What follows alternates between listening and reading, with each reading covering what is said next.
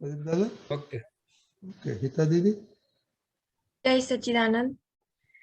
मनुष्यनो देह મળ્યો છે, કિંમત સમજો અમૂલ્યો છે. મનુષ્ય ભવ કોક ફેરો હોય, ત્યાં મોક્ષ જ મેળવી લેવો. મનુષ્યનો દેહ મળ્યો છે, લઘુત્તમ હારીને જીતશે, સ્વરૂપમાં સ્વસ્થ તે રહેશે. લઘુત્તમ હારીને જીતશે, સ્વરૂપમાં સ્વસ્થ તે રહેશે. દેહાત્મા ભિન્ન ધાર જુએ, અતિન્દ્રિય સુખ જાણી જીવ્યો. નિવેડો જ્ઞાને જડિયો છે, અલૌકિક માર્ગ મળ્યો છે. વિજ્ઞાની કોક ફેરો હોય, શુદ્ધાત્મા જ મેળવી લેવો. મનુષ્યનો દેહ મળ્યો છે, કિંમત સમજો અમૂલ્યો છે. મનુષ્ય ભવ કોક ફેરો હોય, ત્યાં મોક્ષ જ મેળવી લેવો. જય સચ્ચિદાનંદ। वेरी गुड, वेरी गुड, बहुत अच्छा बात आपने। ये क्यों पसंद किया आपने? हमें बहुत, यह भी हमारा जो कोर्ट चल रहा है कि 5 लाख वर्ष यहाँ भटकना पड़ेगा, ऐसा है। हम कितने अनंत अवतार से ऐसी प्रार्थना कर रहे, ज्ञानी से मिलने की इच्छा में थे, और अभी हमें मनुष्य देह मिला है, और उसमें भी दादा भगवान जैसे ज्ञानी मिले हैं। वो बहुत ही अमूल्य चीज है, और अब ये हमें मनुष्य वो मिला है तो हमें मोक्ष प्राप्त कर ही लेना चाहिए। Very good. आपने कितना साल की बाद दादा का ज्ञान मिला है आपको? अनंत साल के बाद। Good answer. अनंत काल means you know how many millions of years it is? हाँ। Okay, very good. हाँ, अबे प्रदीप दादा, हिता दीदी से बात हाँ। करो ये पद के बारे में। એટલે वो कबीराज साहब ने वो दादा जब सत्संग करते थे तो दादा भगवान कहते थे कि मनुष्य जीवन हिंदुस्तान में मनुष्य जीवन होना, फिर हिंदुस्तान में जन्म लेना, पछी अच्छे परिवार में जन्म लेना, और ये सत्संग मिलना, ये बहुत बहुत पुण्य होते हैं। पुण्य दो मध्य पुण्य होती है, तब ये सब मिलता है। तो क्योंकि मनुष्य जीवन हिंदुस्तान में इसीलिए ही है कि मैं सही में कौन हूँ वो जानने के लिए है।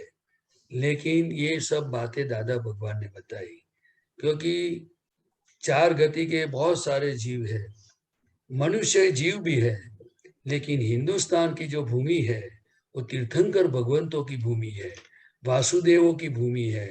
63 से सला का पुरुष यहाँ जन्म लेते हैं और सभी वो मोक्ष के अधिकारी होते हैं। तो दादा भगवान ने बताया कि हमें संसार व्यवहार में जीना है, इसीलिए आप जो भी लेके आए हो, आपका हिसाब किताब, तो आप पढ़ाई ये वो सब, क्योंकि शरीर है तो सब चाहिए, लेकिन हमारा लक्ष्य क्या होना चाहिए कि मैं कौन हूँ वो जानने के लिए हिंदुस्तान में जन्म है।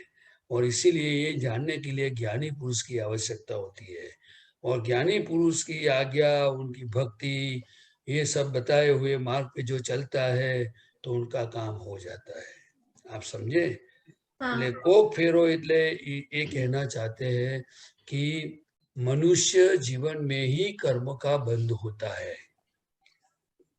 तिर्यंच गति, नरक गति, देव गति और मनुष्य गति, इसमें कर्मों का बंध मनुष्य गति में ही होता है। और मनुष्य जीवन में कर्म बंध के बाद उनका परिणाम रूप से तिर्यंच गति, जानवर गति और नर गति, देव गति वगैरह आता है। तो मनुष्य जीवन की कीमत समझने की बहुत जरूरत है। इसीलिए दादा भगवान कहते थे कि अनाचार, दुराचार, भ्रष्टाचार, व्यभिचार, पापाचार, दुराचार, ये सभी से आप सावधान रहना।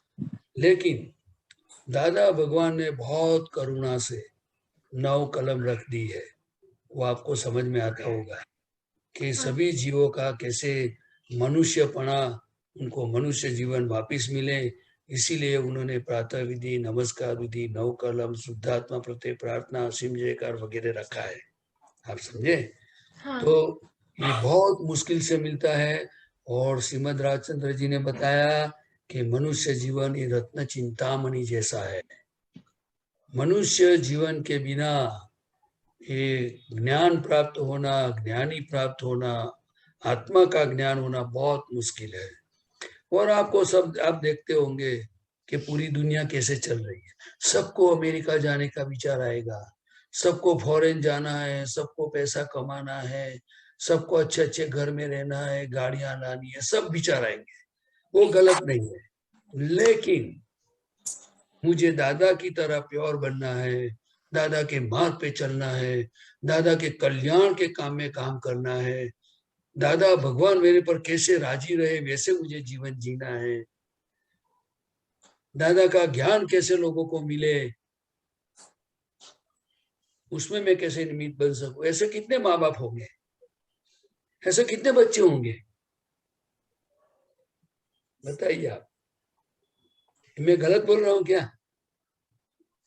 देखो श्रीमद राजचंद्र जी ने कैसा बताया कि विश्व में पर्यटन करके भी आत्मधर्म में लोगों को पहुंचाऊंगा कि आत्मधर्म वही स्वधर्म है। और दादा भगवान ने भी देखो, संत पुरुषों, सत्पुरुषों और ज्ञानी पुरुष जगत का कल्याण करो, कैसी भावना अच्छी बताइए, बताइए कि नहीं बताइए। ये विश्व का कल्याण हो, क्या पैसा कमाने में टाइम जाएगा तो कल्याण के लिए टाइम रहेगा क्या? नहीं। बताइए। लेकिन दादा भगवान ने बताया कि पैसा कमाना जरूरी है, ये शरीर है, व्यवहार है तो जरूरी है, लेकिन जब सरप्लस टाइम मिलता है तो वो कैसे यूज होता है।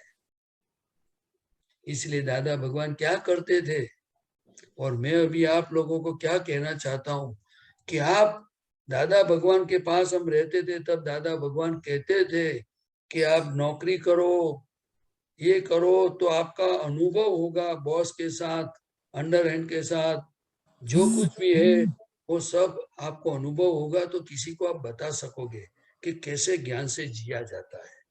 तो आप लोग अच्छी तरह से दादा की दृष्टि से पढ़ाई करो, पूरा प्लानिंग करो, सिंसियरिटी रखो, और प्रतिक्रमण जहां जरूरत है वो दादा की हर चीजों का इस्तेमाल करते आप ऐसा जीवन बनाओ। आपको दीक्षा लेने की जरूरत नहीं है, पूरे वर्ल्ड में कहीं भी जाना पड़े तो जाओ, लेकिन आपका जीवन ऐसा हो, आपकी समझ ऐसी हो जो दादा के कृपा आपके पर हो और दादा के कल्याण में हमें निमित्त बन सको आप। समझे? ठीक है। क्योंकि मनुष्य हाँ? जीवन की बहुत कीमत है, बहुत कीमत है। मैं एक चीज आपको बताऊं कि हम सभी को खाना मिलता है कि नहीं मिलता है? सब चीज मिलती है, जो नेसेसिटी वाली सब चीज मिलती है, सोने का, खाने का, पीने का, कपड़ा, पढ़ाई, ये उस। फिर भी गलतियां क्यों करने की? वो गलतियां कौन कराता है वो हमें सोचना चाहिए ना।